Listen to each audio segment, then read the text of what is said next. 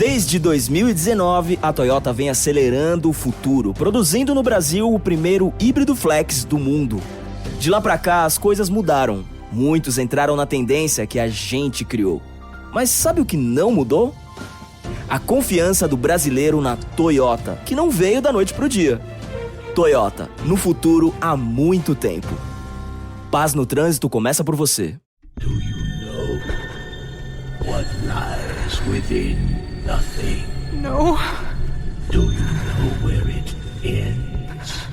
Do you want to know?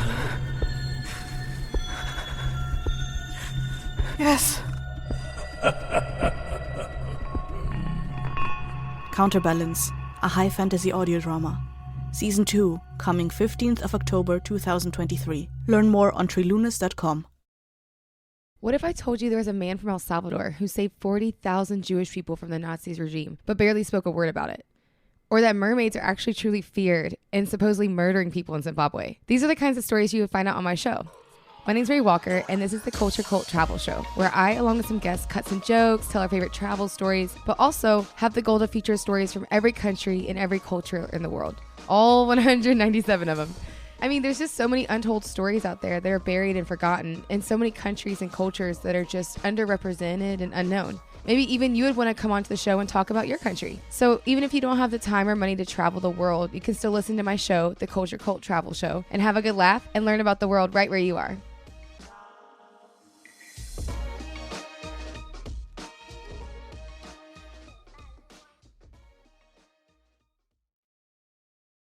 Hello, Vulgar History listeners, aka the Tits Out Brigade.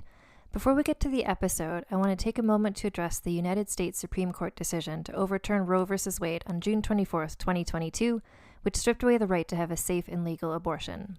Restricting access to comprehensive reproductive care, including abortion, threatens the health and independence of all people, which we've already seen with abortion bans and restrictions in countries like Poland and Malta. This decision has dire consequences and could have harsh repercussions for other landmark decisions within the United States. I encourage my audience, American and otherwise, to learn more about what you can do to help at podvoices.help. That's podvoices.help. I encourage you to speak up, take care, and spread the word.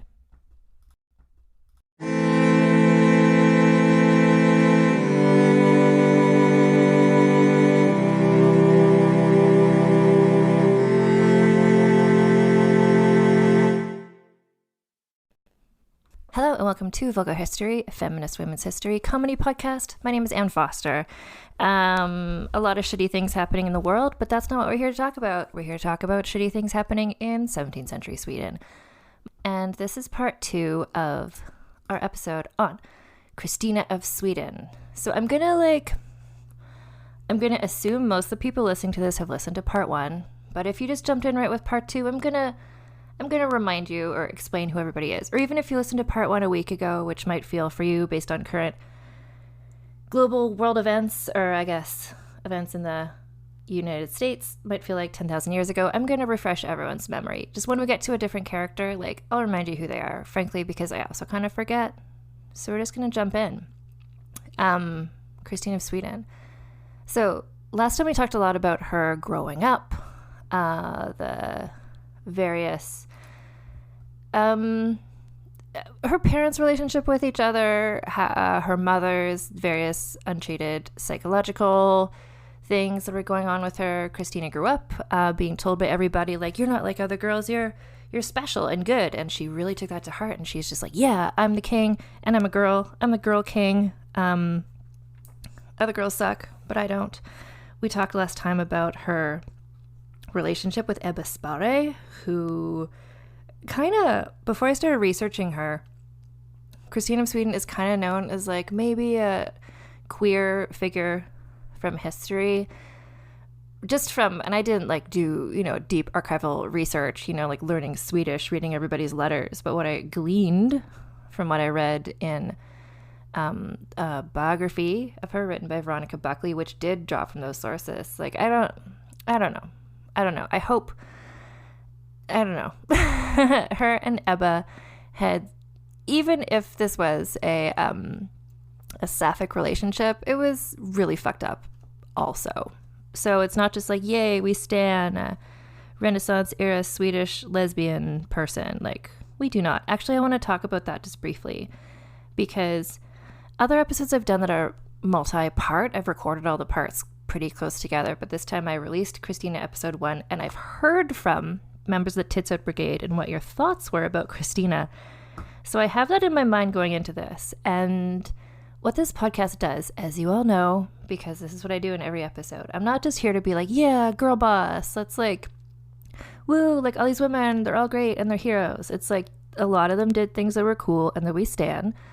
And all of them had fucked up things that happened as well. So this podcast is just here to be like, here's a good story, not of a person who's like a hero or a villain, but just like a woman, usually a woman. I'm open to other genders if the stories are scandalous enough. In doing my research and recording these podcasts, I've really come to really appreciate the fact that Kristina was just like an asshole, entitled, really unpleasant to be around. And she did her own thing in a society, in a culture, and an era where even as the king, she was really not encouraged to do that. Like, they really, all the men around her, Axel Oxenstierna and all the other guys, they really just wanted her to be like their puppet who would like do whatever they said. And she was not here for that. She was also not here to like do anything useful as king. She was just kind of here to like read books and take ballet lessons and play mind games with people. But that's what she wanted to do. And she was really true to that about herself. And I appreciate a person who just is like, here's who I am. Fuck you. I respect that. So I'm coming into this not being like, oh, I hope we all come out of this being like, we stan Kristina, girl boss, yeah. It's like, no, but in a kind of like Catalina de Arauso way, it's just like, whoa, this person was fucking audacious. She did her own thing. The things she did, I don't necessarily agree with or enjoy, but I respect that she like did them. Although I will say, she murdered a lot less people than Catalina de Arauso did.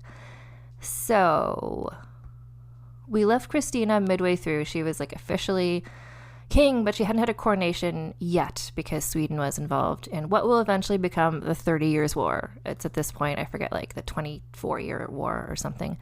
Like, there just wasn't the ability to afford to have a big thing like that. Not that she cared about money to begin with, but I think it just was, I don't know. She hadn't been officially coronated yet, so. But whatever, she was busy playing psychosexual mind games, full-time trolling her minister, Axel Oxenstierna.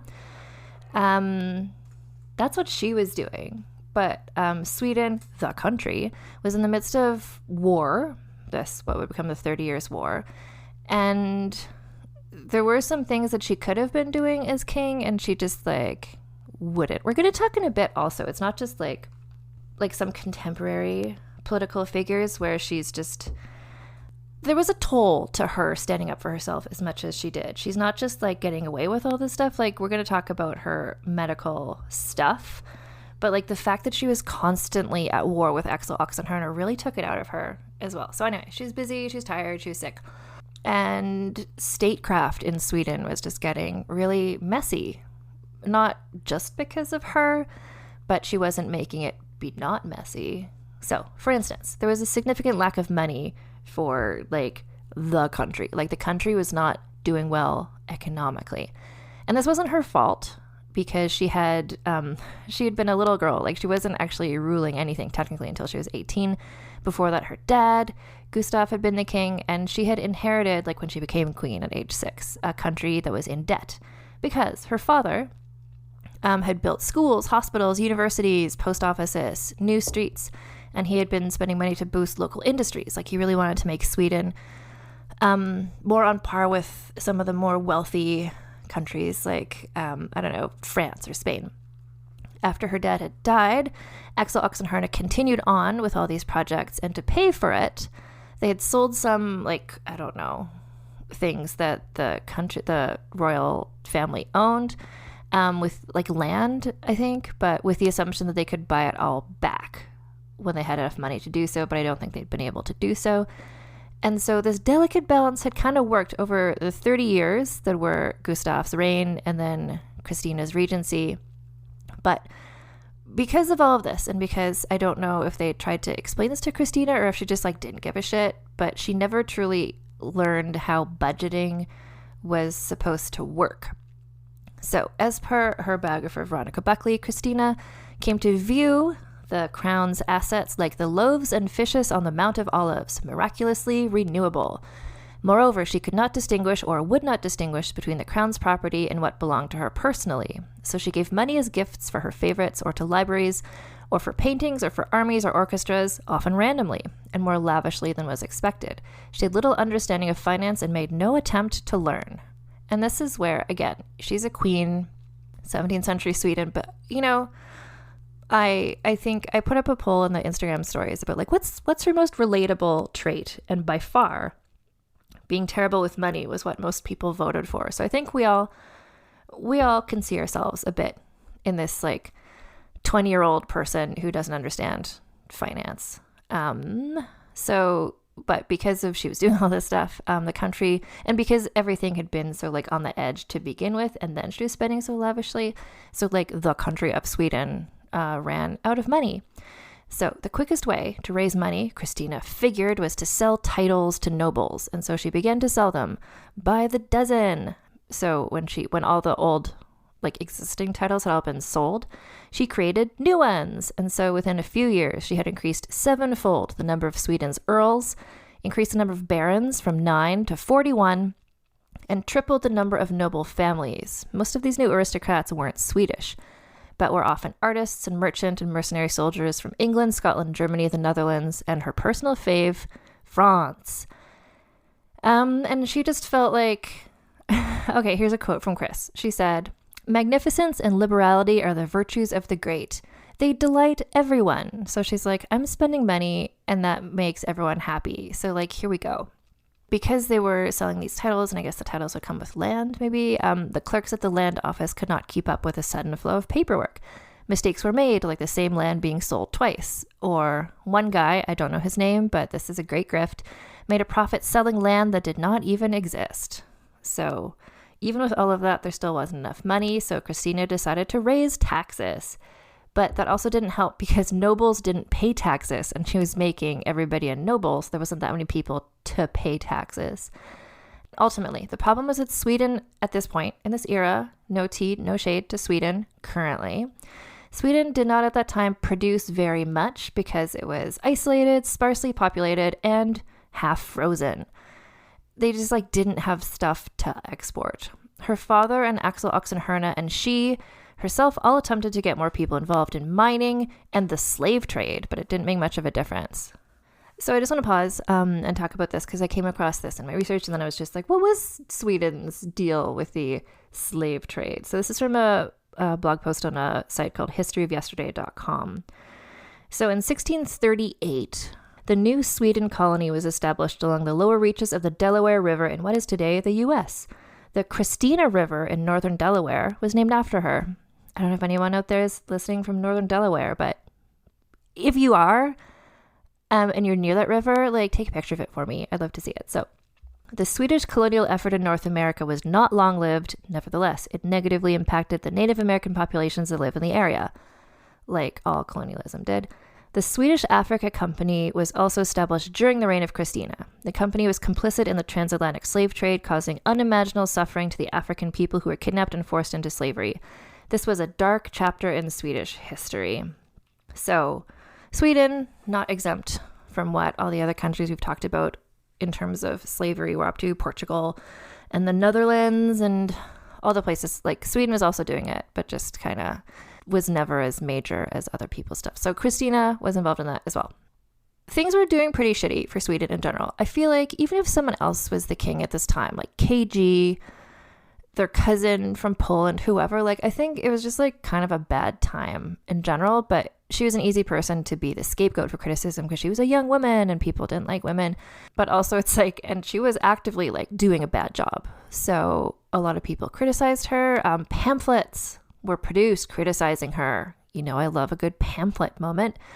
People complained about her, and one Sunday, as she knelt in the chapel of her castle, a man armed with 2 daggers slipped through the congregation and ran towards her.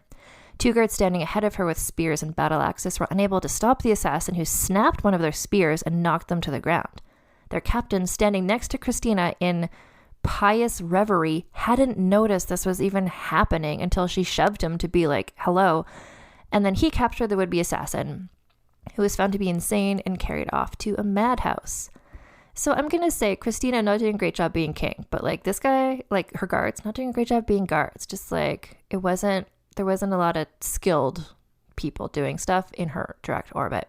So this attempted assassination lent more urgency to the government's desire for her to marry and have kids so there could be an heir, like in case she was assassinated. And also, I mentioned she had medical issues, and she did. So she's 20 years old at this point, and she'd been having physical symptoms for a long time, all of which got worse after she formally became queen, almost as though stress can exacerbate pre-existing conditions. So she had excruciating menstrual pain, she had frequent headaches, fever, insomnia, fainting, and heart palpitations. So there's a theory this could have been malaria, like that was part of it, but the rest were maybe just health conditions she had that were exacerbated by the stress that she was under / anxiety. So as you might imagine, I don't want to say that like medical science has been like a direct, straight improve. I don't know. If you look at like different things in history, some stuff is better now than it used to be. Some stuff is like the same as it used to be. Some stuff is worse than it used to be. Medicine in general is, for the large part, better than it used to be. So at this era, she was having all these health problems, clearly exacerbated by the stress of like having to fight all the time with Axel Oxenstierna. The doctors were like, here's what we have for you. It's brandy with peppercorns. Like, not only did that not help, but also she didn't drink alcohol ever, so she wouldn't have drunk that anyway. So the men around her were just like, okay, we have this like young woman who is like sick a lot of the time. Someone just tried to kill her. She's not married, and who's going to be the heir? Like, they just needed some stability. So the war was going on. So by this point, it's the 28 Years' War, and she wanted to end the war. Now, if you look at both of the movies that have been made about her life, there's one from 1933 starring Greta Garbo called Queen Kristina. There's a movie from 2015 called The Girl King. Both of those make a lot of the fact that she wanted to end the war and make that. I mean, imagine yourself being a screenwriter and just being like, can you write a movie about this person, this nightmare person, and make her be like a sympathetic main character in a movie? So both movies really cling to the thing that she wanted to end the war, and they try to make it seem like she was progressive in that way. She was some sort of like pacifist, and she might have been, but also Axel Oxenstierna didn't want to end the war, and I suspect that's at least part of why she wanted to end it, to bother him. And also I think she's just like, this is boring. This war's just been going forever. It's taking all of our money. Can we just like stop being at war? Thanks. So I don't know how much this was like her strong moral stance and how much this was just her being like, can we just like pivot away from this war situation and more towards things that interest me, such as books. A peace conference was announced, and Axel Oxenstierna sent his son Johan Oxenstierna to lead the Swedish negotiations. So it's not like I mentioned last time, to recap, what became the 30 Years' War was basically, it's like Spain, the Netherlands, it's like all these European countries. Sweden was involved, but Sweden wasn't like the power behind it. Like, Sweden was not, I don't think, in a position to end the war, but they would be involved in these peace negotiations. So Johan Oxenstierna went along to represent Sweden, and these peace talks went on for 3 years. Johan Oxenstierna was not very good at being a diplomat. He seemed to be mostly there just to enjoy the free food and wine. But because Christina just like hated the power of Axel Oxenstierna, and she knew that his diplomat, his son, was going to maybe not have her best interest in mind, she had sent along like another diplomat of her own, like a parallel diplomat, who is also called Johan. So we're just going to call her guy Other Johan. Other Johan had an impressive record of diplomacy behind him. And so the two Johans were there at the same time, kind of in parallel at cross purposes, like both having had very different instructions of what to do at this peace treaty 3-year meeting. Johan Oxenstierna had been directed to drag out the negotiations until he got what Axel wanted. Other Johan had been told by Kristina to settle for peace at any price. At one point, other Johann started spreading news around the peace talks that Kristina was going to marry Axel Oxenstierna's younger son, Eric. Why did he spread this rumor? I mean, I don't know, but a violent scene ensued in Stockholm. When this got back to Kristina, she freaked out about it. She's just like, I'm not going to marry anyone ever. What are you doing, other Johann? Axel Oxenstierna sent a letter to Eric telling him to find a bride and marry as soon as possible, just to like calm Kristina down. And so Eric married some women, I guess.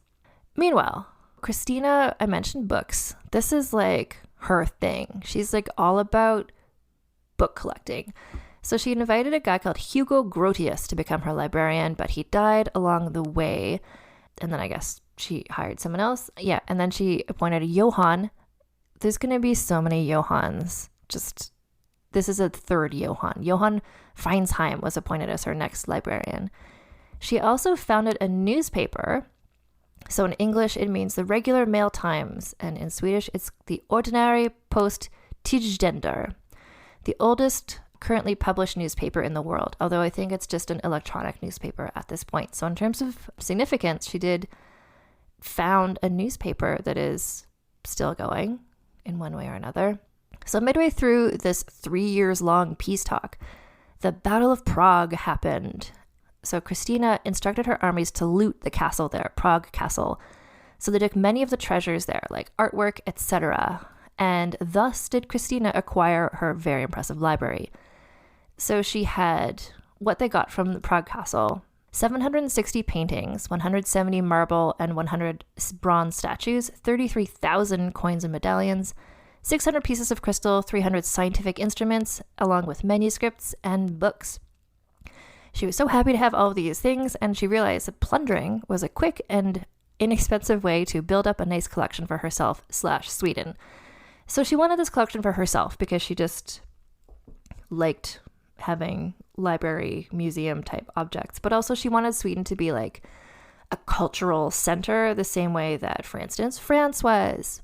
So, but because she was amassing her collection through plundering, there wasn't really a theme or any sort of like organizational system, since it was all randomly acquired through looting. It depended on what the people they looted from already owned. She really got into this. She sent agents to Egypt to try and find specific books or antiques, and they brought back what they could grab. When they brought back something she didn't want, she would make them go back and return it. So it's like she would just have a shopping list for these people, just go to other countries and try and loot to get specific objects for her. In 1648, she commissioned 35 paintings for a ceiling in Uppsala Castle, which I guess was a place where she had lived. So she was collecting art. The war finally ended. It lasted, guess what, 30 years. The 30 Years' War. Ta-da. Shortly before the conclusion of the peace settlement, she admitted other Johann into her council against the wishes of Axel Oxenstierna because he was not an aristocrat, but she wanted opposition to the aristocracy present. And also I think, I'm just going to guess, she wanted to annoy Axel. But then Axel Oxenstierna's wife died, and then she pretended to be sick, even though she was often sick. In this case, she seemed to have actually been pretending. So she skipped the funeral to bother him. Like the day after the funeral, she was like, oh, miracle, I'm better now. And this is just another example that made her look petty, which she was. So she's getting all these books, this random collection of like books and objects. Like she didn't have, kind of like other people her age. She's in her early 20s. She's just like, I don't know what my thing is. Like, I'm just going to try all kinds of things until I find my thing. She dabbled in philosophy, history, astronomy, alchemy. She also liked music, dance. She also started an academy. So this is inspired by Cardinal Richelieu in France, who had founded the Académie Française in Paris. She started this formal, regular meeting of all the scholars and artists who she lured into town by like making them nobles or whatever, and they discussed whatever she told them to talk about. She seldom gave her opinion at these meetings, but rather liked to listen to what the others said. Allegedly, this wasn't because she was shy about sharing her opinions. I think we all know she was not. But more, she didn't like people disagreeing with her, so she didn't want to say what her opinion was until she heard other people's opinions. But the foreign scholars who are used to other kinds of academies found this kind of boring and annoying, and so they tried to pretend to be sick. Like they tried to get out of going to these meetings because they didn't want to be part of this book club, but they were. The scholars kept trying to leave or like actually leaving, so she kept luring new scholars to town because, again, she wanted to present Stockholm as this very cultured and impressive place. She invented a thing called the Order of the Amaranth, which was an order of merit, which she bestowed upon everyone she liked. But whoever got this order had to make a vow of perpetual celibacy. If someone was already widowed, they had to promise that once they were widowed, they would not remarry. So we're going to talk more next episode, I think, about Kristina vis-a-vis the asexuality, aromantic spectrum. But what I will just note is that she herself was really into the idea of celibacy, which could be because she was really, really, really intent that she was never gonna get pregnant because she had seen what happened to her mother and she just did not want to do that. And or if she was on the asexuality spectrum, this could be a way where she's just like, I don't feel sexual attraction to people and it annoys me when other people do, so let's just all say we're celibate and then we can get on with life.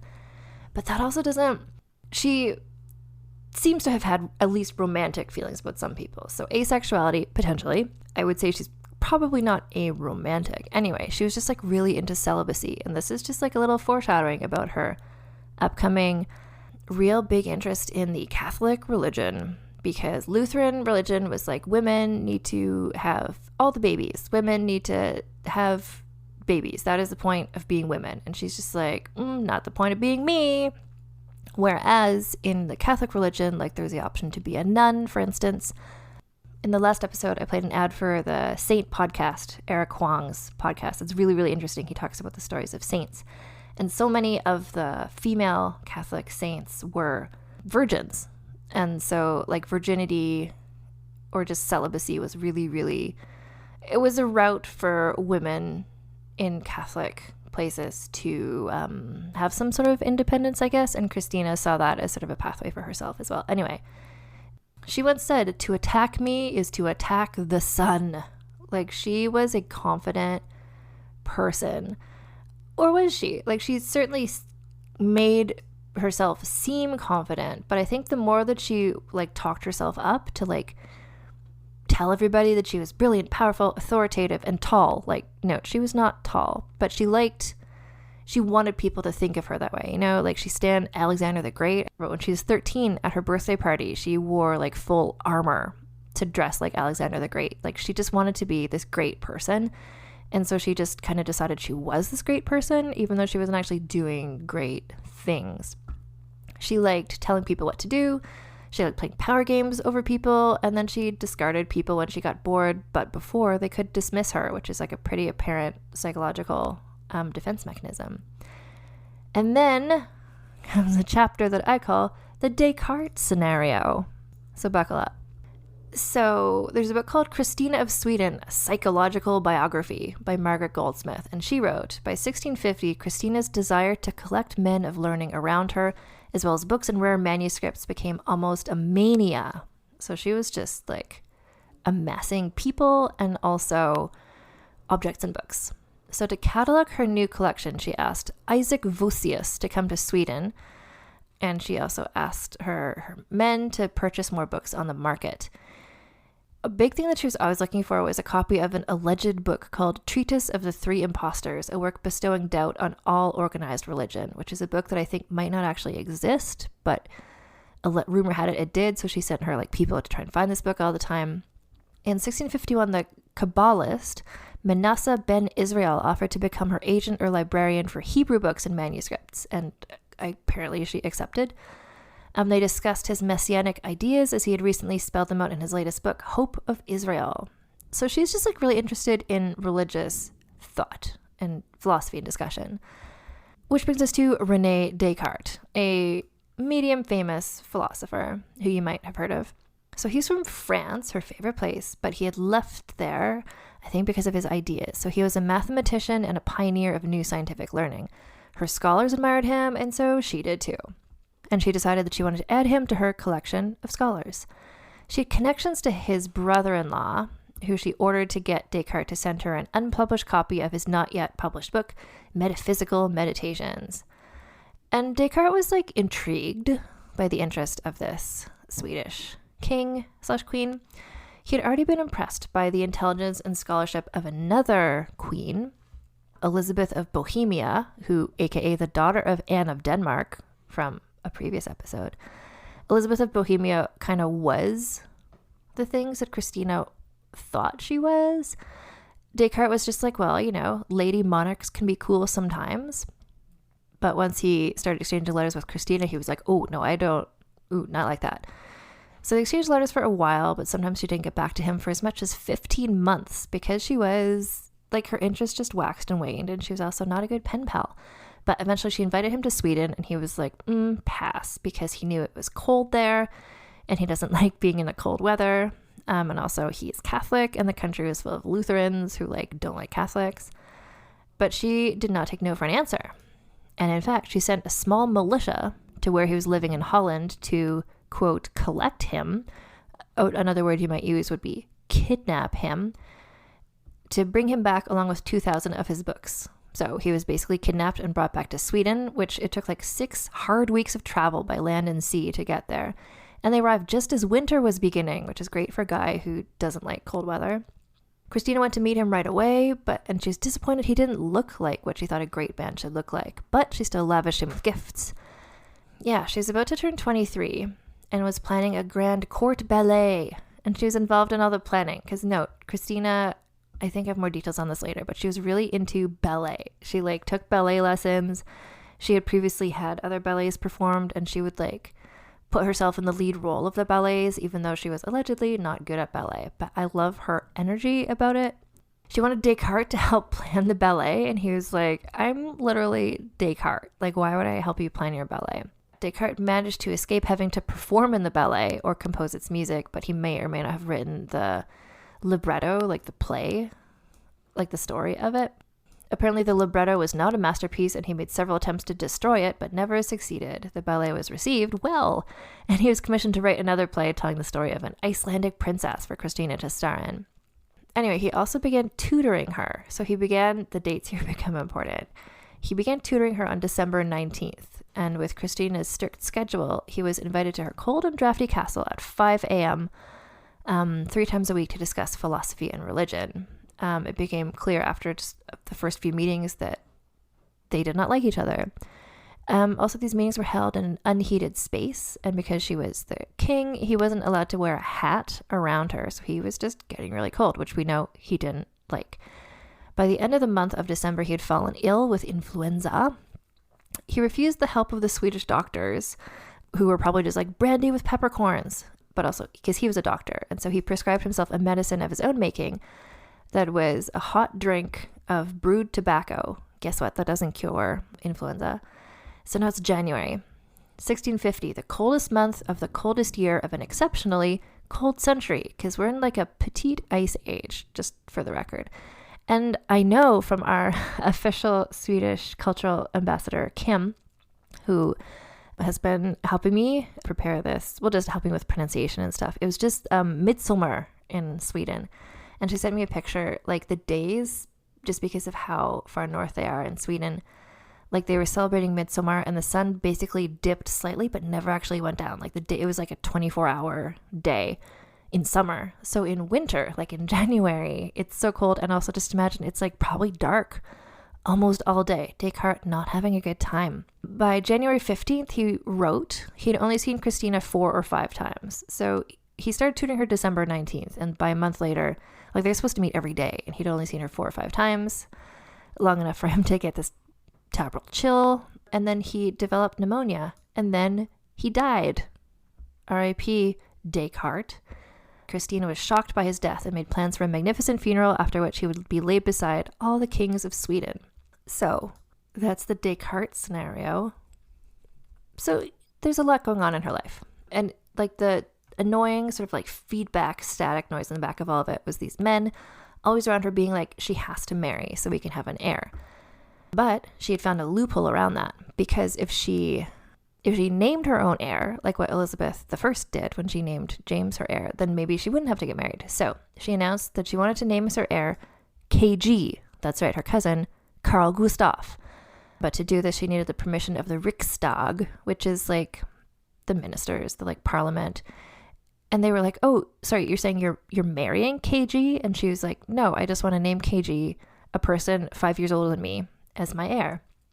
And they were like, are you insane? And she's like, no, I'm lucid and this is what I want to do. They tried to change her mind and she was like, this is a quote, "It is impossible for me to marry. I'm absolutely certain about it. I do not intend to give you reasons. My character is simply not suited to marriage. I've prayed God fervently that my inclination might change, but I simply cannot marry." And they were like, not approved. But then in March, a guy from Scotland who had served in the army with her dad Gustav came to ask for help because simultaneous to all of this, over in England, this was the Oliver Cromwell scenario, which is where this guy called Oliver Cromwell, I don't remember the details, but he kicked out the king and threw him in jail and was like, now I'm going to be not the king, but basically the king. And so this guy from Scotland came over and he was like, can Sweden help us like rescue Charles I? But, you know, it took a while to get from Scotland to Sweden. So by the time this guy got there, Charles I had already been executed. Christina was moved by this because, you know, she saw being king as this like divine, like God chose the people to be kings. And so it's like, oh my God, like someone killed a king. Like that means someone could kill me. She was like, I want to personally help punish Oliver Cromwell and reestablish monarchy in England. But then she changed her mind and sent Oliver Cromwell a letter being like, welcome to being the ruler of a European country.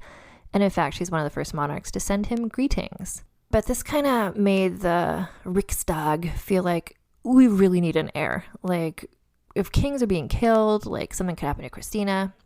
And like if Kristina is executed, who will be our leader? So they gave in and let her name KG as her heir. But they still thought, just because they couldn't wrap their head around like a woman who didn't want to get married and have babies, they're like, well, this must just be a formality and she will eventually marry him. Guess what? She never did. Meanwhile, we're in this petite ice age, Sweden not having a lot of crops in this era. Bad weather brought about a really bad crop yield, a flour shortage. Things were really cold and bad in Sweden.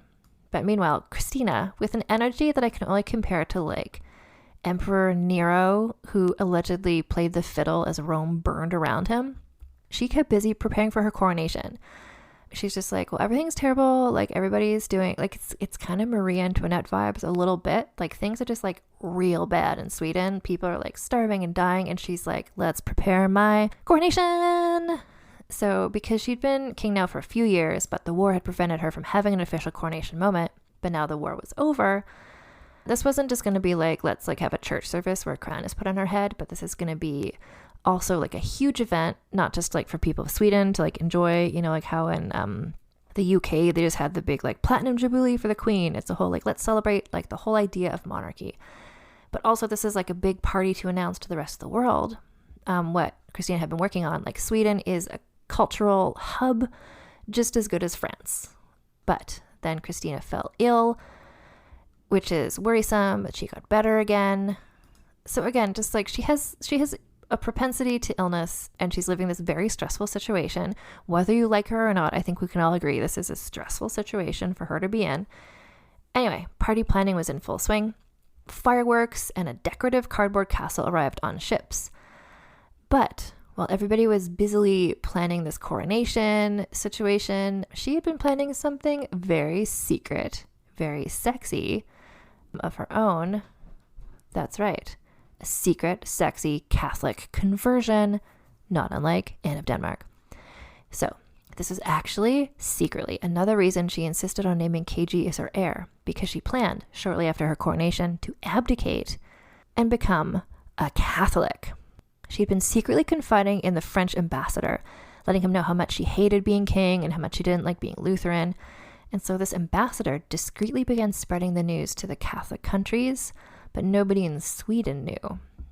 So as part of her escape plan, she then demanded that KG be not just named her heir, but also made a hereditary prince of the realm. This would mean his children would then become heir to the throne after him, so he would start like a new dynasty if and when he became king. This would mean the end of the Vasa dynasty, started so many years ago by Gustav I with the ski revolution, which you'll remember from the Cecilia of Sweden episode. Also, people were like not super into it because KG. So remember, he is the son of Aunt Princess Katarina, but his dad was German. And so the people were like, "Ugh, do we want like a half German king? Guess you're going to get one." So Kristina, this is where like she had been having like little baby conspiracy espionage moments before this, but this is where she actually did like a really good job of nobody in Sweden knowing she was doing this. So she savvily played the three parts of the Riksdag, the like ministers, against one another, tricking them all into agreeing with each other. And by the time they realized she had tricked them, it was too late. KG was now not only her heir, but he was going to become a hereditary prince of the realm. So now it's the coronation secret farewell party. The coronation began on October 22nd, 1650. Kristina wore a French robe, purple velvet lined with ermine, trimmed with pearls, and laden with circles of solid gold crowns. This robe was 12 feet long and so heavy that she had to ride in a carriage rather than riding on horseback traditionally because it was so heavy. A lot of velvet moments in this part of this season of this podcast. And in fact, later monarchs, when they ran out of money, would remove gold crowns from this robe and melt them down because it was like so expensive. Beneath the robe, she wore an outfit that she had made bespoke in Paris because she loves French fashion. So it was a gown embroidered all over with gold thread and pearls and precious stones. She rode into the city in an open carriage upholstered in red velvet and silk with silver and gold embroidery. The carriage was a gift from KG, drawn by 6 white horses, and beside it walked 60 noblemen dressed in yellow. And in fact, the procession, there were so many people in it, it was so long, that when the first carriages arrived in town, the last ones had not yet left the city that it was leaving from, so the whole procession was 10.5 kilometers or 6.5 miles long of a parade.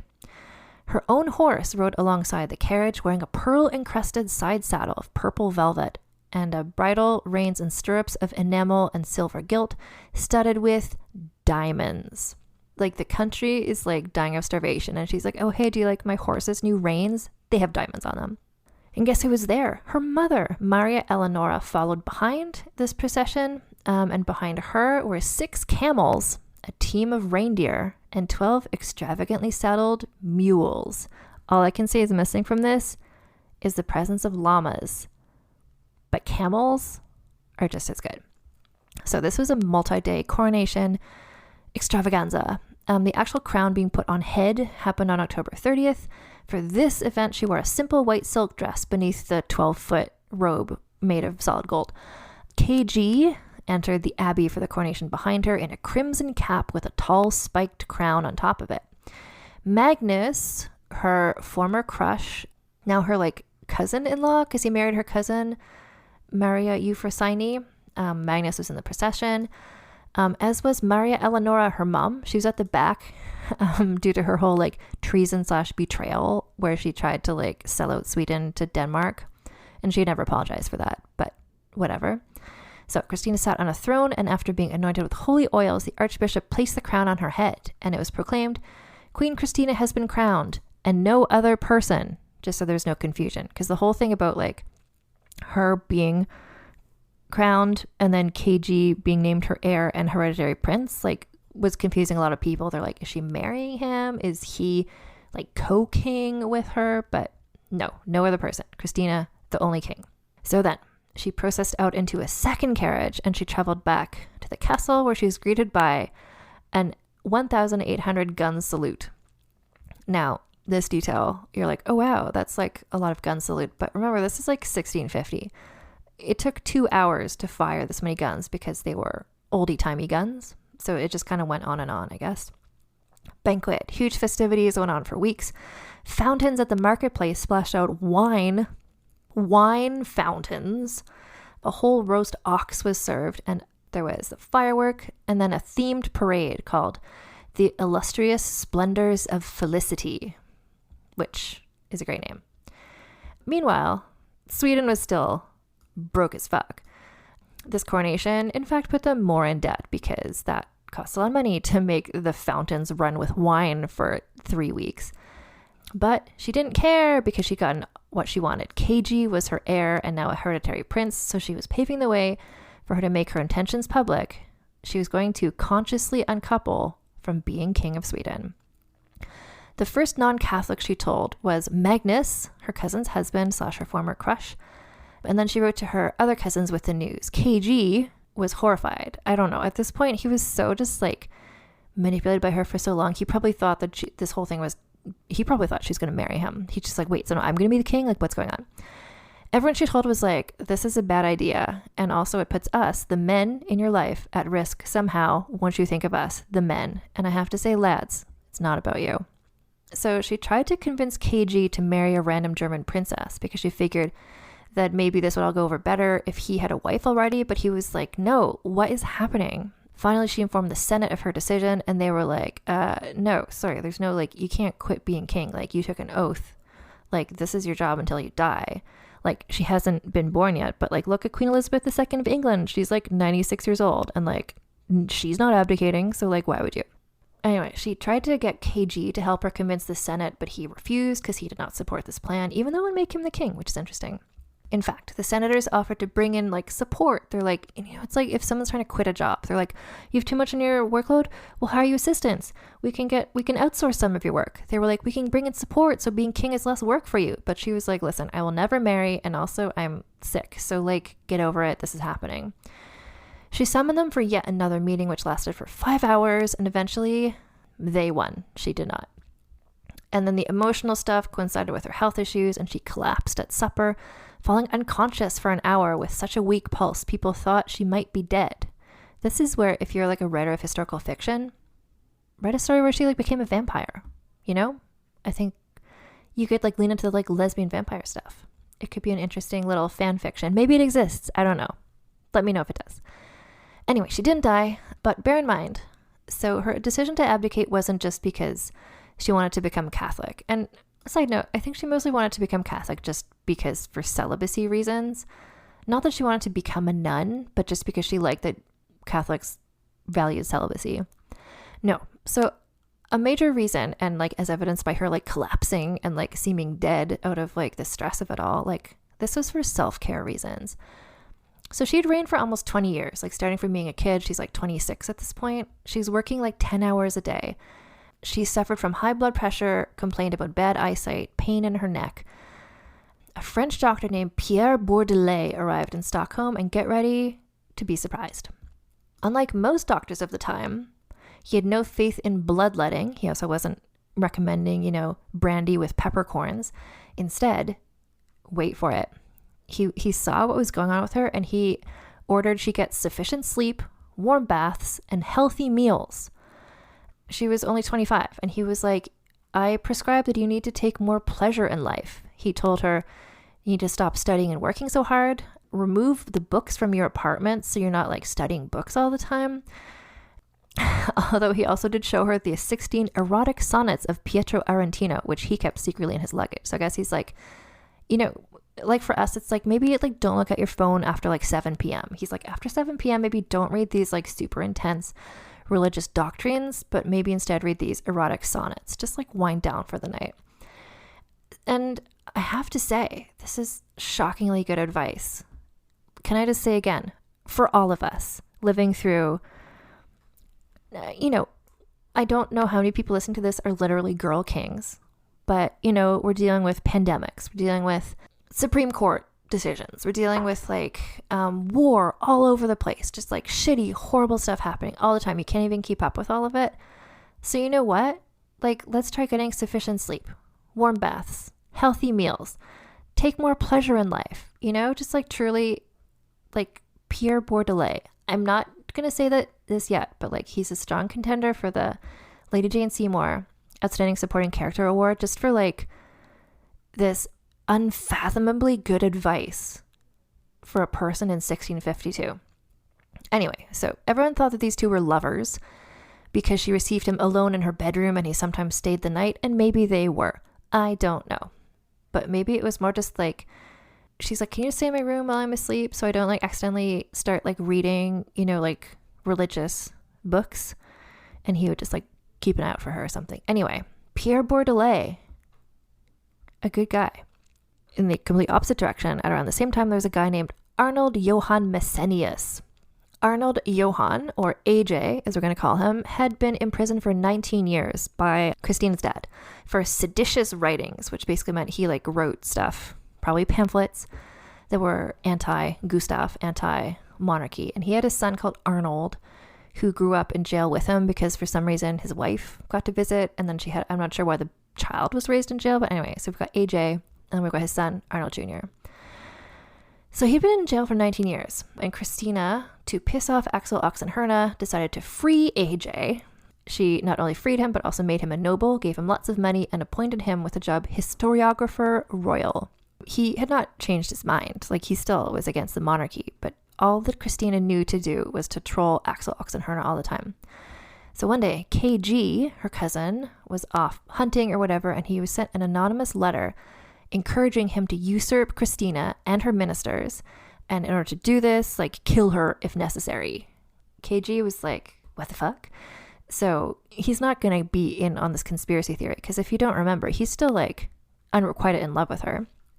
So he told Kristina right away, and she was like, oh, god damn it, I bet it's fucking AJ. And of course it was. Anyway, she's like, oh, fuck, this is a big deal. But KG was like, or is it just some locker room talk? And Kristina was going to, like, arrest AJ. But KG first wrote to AJ warning him, you know, you're going to be arrested, like, maybe just flee town for a minute, like, you know, Kristina, women and their emotions. But AJ, so this is, like, not a great moment for KG. If anyone out there is a KG/Kristina shipper, I'm so sorry.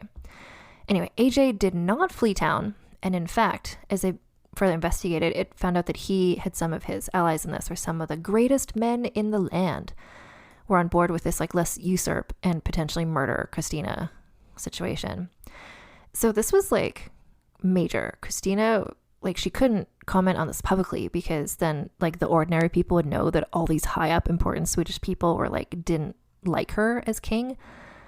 So AJ was quietly arrested, as was his son Arnold Jr. The other suspects remained free because they were too important to arrest. No wonder she's having these, like, nervous breakdown health issues if, like, everyone around her, like, hates and wants to get rid of her. And all she wants to do is vibe out and, like, talk about philosophy with people from France. Eventually, under torture, both AJ and Arnold Jr. confessed. So Arnold had written the letter, but AJ knew about the letter. To keep things quiet, like, they didn't want the public to know. So this didn't go to a normal trial, but instead, like, the whole trial was just heard by Kristina and the ministers, and both men were condemned to death. So AJ was beheaded. Arnold Jr. was broken on the wheel, his limbs beaten to pieces as the wooden frame revolved, and the body was left exposed at a crossroads, which is, like, why you don't make plans in writing to murder the king.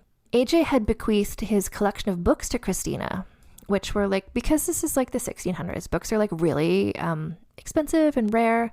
So this was, like, a pretty major bequest. And he begged her to ensure his widow and daughters would be provided for, like, by these books, like, maybe by the sale of these books. Kristina was like, fuck you. She kept the books and ignored the women who fell into poverty. And although KG was, I have to say, not on her side entirely in this scenario, she gave him a reward for turning in the letter.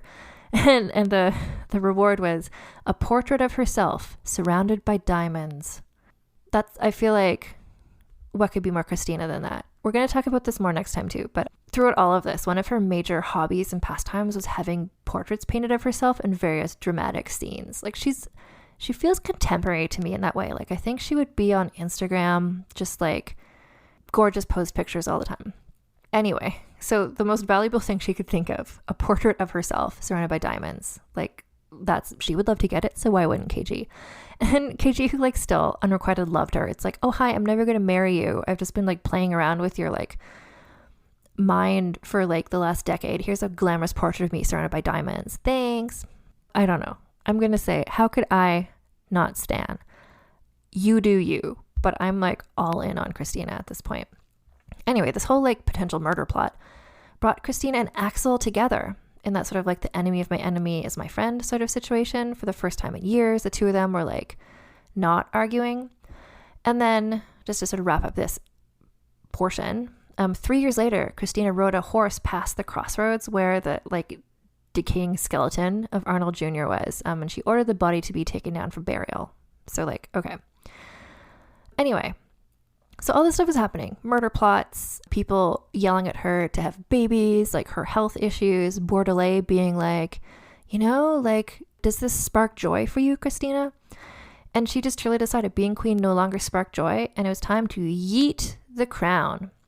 So During the whole like AJ scenario, she had left town both for safety reasons and also because there was plague at that time in Stockholm. So again, if we're just comparing her situation to like the chaos we're currently living through, I feel like every episode I've ever done, there's like a combination of some sort of like pandemic, some sort of war. I don't know. I find looking back at these stories of people living through chaos and finding ways to still like be themselves and have fun and like maybe make things a bit better, I find it reassuring in a way. Anyway, so she came back to Stockholm a year later. All of her scholar pals had left the royal court because she wasn't there to like have her like little academy book club meeting. So it was now even more boring than before. Summer was turning to fall, and like Descartes, R.I.P., she was like, I cannot stay another winter in goddamn Sweden where it's like 24 hours of night and it's cold and I hate it here. Which is interesting too, because remember how her mother hated Sweden and they were like, we can't let her be raised by her mother, we can't let her be influenced by her mother. But she just came on her own to also hate Sweden. No tea, no shade to people in Sweden, especially her cultural ambassador, Kim. But I don't think it's Sweden itself she hates. I think she just knows as long as she's in Sweden, she has to be queen of Sweden. And being queen of Sweden is not making her happy. It's making her have horrible health concerns. It's people yelling at her all the time. And she's just like, what? In order to be happy, she has to leave Sweden. I don't think she hated Sweden like her mother did. So at this point, she's 26 years old, tired of being peer pressured into marrying and having babies. She liked how the Catholic Church revered celibacy and how she assumed they wouldn't make her get married and have babies. Plus, she thought that Rome sounded glamorous and cool. It was warm there. There was art, learned people. But the thing is, she wanted to stop being like king of Sweden, but she didn't want to stop being like a king. So she figured she could just kind of like yeet the crown, go to Rome, and just be kind of like a freelance king, not attached to any country. So a special envoy from Spain named Antonio Pimentel came around secretly. And his job was to kind of pave the way for her to sneak out of Sweden by abdicating and becoming Catholic. She kept him with her all the time. Rumors began to spread that they were lovers. I just feel like, I don't know, this is giving me sort of Cara Delevingne type vibes where it's like anytime Cara Delevingne is seen with anyone in the world, it's like, are they lovers? But the thing is, with Cara Delevingne, I think they are. Anyway, anytime Christina is with any man, people think they're lovers. I just need to tell you about Antonio Pimentel for a minute because the 1933 movie makes him the love interest, which is insane. So I talked a bit about, there's these movies where they're like, what if Christina was this person who just, all she wanted was peace, and like, where it's like, she did, but she's also a nightmare person. Just a sec. So in the movie, so Antonio Pimentel de Prado y Los Bianco was a Spanish officer. I'm going to post a picture on Instagram. Real good looking, long curly hair, fabulous mustache. Anyway, so he went to Sweden to try and pave the way for her to yeet the crown. So he arrived in real life along with his wife, children, and an entourage of 50 people. He quickly became her confidant. They had secret negotiations, which gave rise to rumors. What's great is that when he left, he asked for a large portrait of Christina to give as a gift to the King of Spain. And the painting is amazing. I will put a picture of this on Instagram as well, because Christina loves a dramatic painting of herself. It's a painting of herself riding side saddle on a horse. The horse is like rearing back. She's like holding a sword. For some reason, there's like a parrot sitting on the horse's tail. It's an amazing portrait. It's not surrounded by diamonds, but it's just like she loves a dramatic portrait of herself. Anyway, so in the movie, the 1933 movie, Queen Christina, starring Greta Garbo, Antonio Pimentel meets Queen Christina in a sequence where she is dressed like a man and she's slumming anonymously around the countryside. And he's like, oh ho, you're a man. But then they have to like, there's just one bed situation happens where they like go to an inn and they have to share a room. And that's where she's like, but I'm a woman. And then they like fall in love. But she doesn't say, I'm also the queen. But then he goes to Stockholm to meet the queen and realizes like, oh my God, is that woman who I just fucked? And then she The movie suggests that she abdicates in order to be with him, although the movie then has him dying in a sword fight in her arms. In real life, he had dealings with the Queen for a couple more years, and he continued to serve Spain until the early 1670s. So that's what that movie's like. What I have to say about that movie, 1933, Queen Christina starring Greta Garbo. Beautiful looking. Greta Garbo looks fantastic in it. And Greta Garbo, I think famously, I'm not sure if famously then is this, but she's like known to have been bisexual. And so she really, even though the movie was like not a lesbian love story about her and Ebba, she really played the subtext in the scenes of her with Ebba. Like she played it like they were flat out like lovers, even though they crammed this like heterosexual love story onto this story of a person who I don't know who she was. Anyway, that movie, if you're in the US, it's on HBO Max, and it is worth seeing just for the costumes and how glamorous Greta Garbo looks in pants. Anyway, yeah, so he kind of helped pave the way for that. February 1654, she told the council that she was going to abdicate. Fuck you, I won't change my mind. Axel Oxenstierna told her she would regret her decision within a few months, but they discussed her proposals. So she had asked for 200,000 Riksdaler a year, but instead she received the income derived from some land. She was secured a pension and revenue from some Swedish towns. She also ensured she'd still be considered a queen/king, but just without a realm. So she would no longer be king/queen of Sweden, but she was still a queen, literally, because she felt she was by God and stuff. She believed in her God-given sovereignty, which she believed she carried within herself. The senators tried to add a stipulation that she had to remain in Sweden, but she refused. And after 3 weeks, the agreement was signed. As previously discussed, she refused to distinguish between the assets of the state and her own possessions. So, like, even though she had acquired all these books and things, like, while she was queen, so they're technically objects that belonged to Sweden, she sent off thousands of her books, along with a hoard of paintings and manuscripts, medals, jewels, and other valuables that the Jesuits promised to keep safe for her in Rome. This was partially because she didn't trust Sweden to actually pay her income and pension, especially once they learned that she was becoming Catholic, and she might need to pawn these things later. And then, June 6th, 1654, she officially abdicated in a kind of reverse coronation ceremony. So she had been coronated in, October 1650. For like 3.5 years later, she had her reverse coronation. So she put on that robe again because, like, you know, if there's an occasion to wear your 12-foot velvet robe with gold on it, like, do it, with a crown upon her head. So she gave a little speech and then requested that the crown be removed from her head, but nobody came forward to do it. So then she commanded 2 of her favorites to come to remove it. They wouldn't do it until she forced them to. Others came forward to remove her royal robes until she stood there alone in a simple white dress, no crown, no robes, just Christina, freelance queen. And then she curtsied and just got the fuck out of there. She had a medallion struck to mark KG's coronation, which read in Latin, "From God and Christina." So he'd never forget who made him king, like God, but also Christina. 6 months after the abdication, Axel Oxenstierna died, allegedly from not being able to bear the thought of the abdication after he'd worked so hard to make Sweden a more successful country, although he had been ill for some time with influenza, so he probably died of influenza, and the fact that he didn't have that French guy being his doctor, and the doctor's probably giving him brandy and peppercorns. Anyway, we're going to pause there with the yeet of the crown, and next week we're going to talk about Kristina's post-Sweden life. What if I told you she's going to meet the Pope? Is the Pope going to give her a pants exemption as had previously been given to Catalina? You'll have to just tune in next week to find out. Yeah, I don't know. I always feel funny ending an episode without scoring and stuff, but there's a lot more Kristina to get into.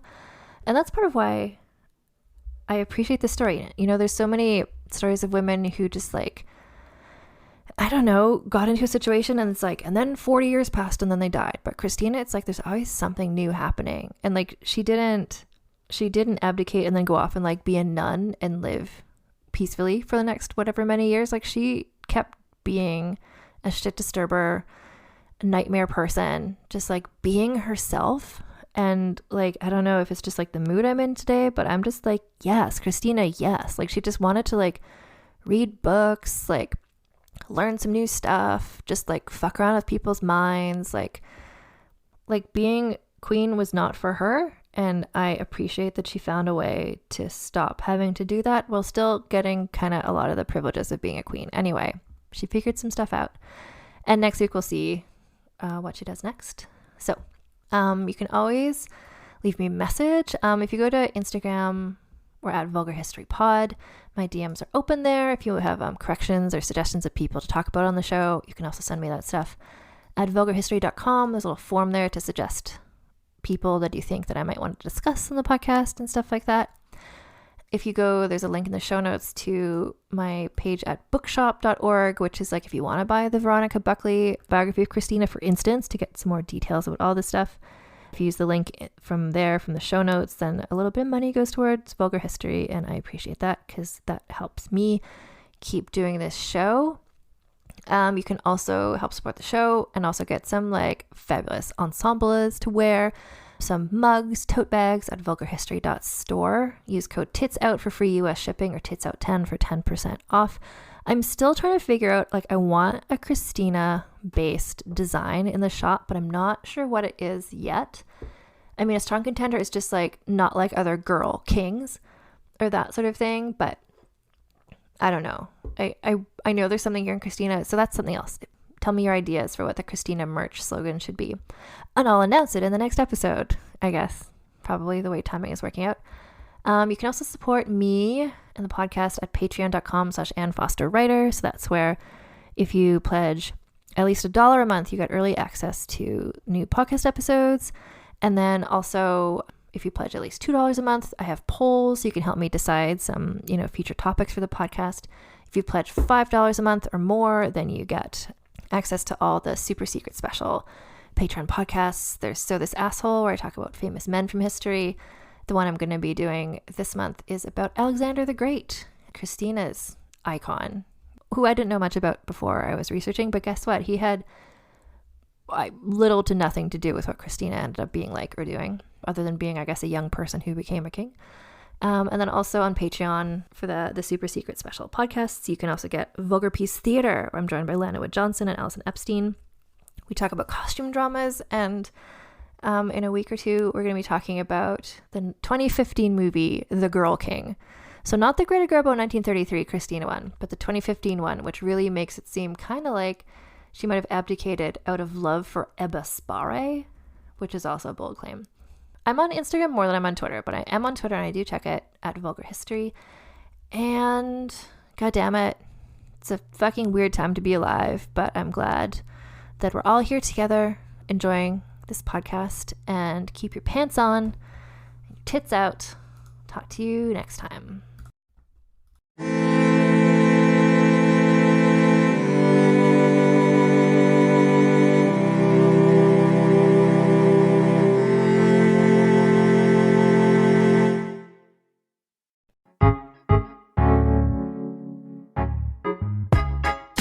I'm Laura Cathcart-Robbins, and I'm the host and creator of Only One in the Room podcast. Every week, my co-host Scott Slaughter and I invite you to join us for an hour and lose yourself in someone's incredible Only One story. We talk to the realest of real people, dealing with issues like infertility, addiction, human trafficking, and body shaming. Oh, and we want to be fair, so we talk to some celebrities too. Oscar winners, New York Times bestselling authors, supermodels, and even the most decorated U.S. Winter Olympian. Everyone is invited to share their Only One story with our listeners. This podcast is for anyone who has ever felt alone in a room full of people, which is to say that this podcast is for everyone. Download Only One in the Room wherever you listen to podcasts today.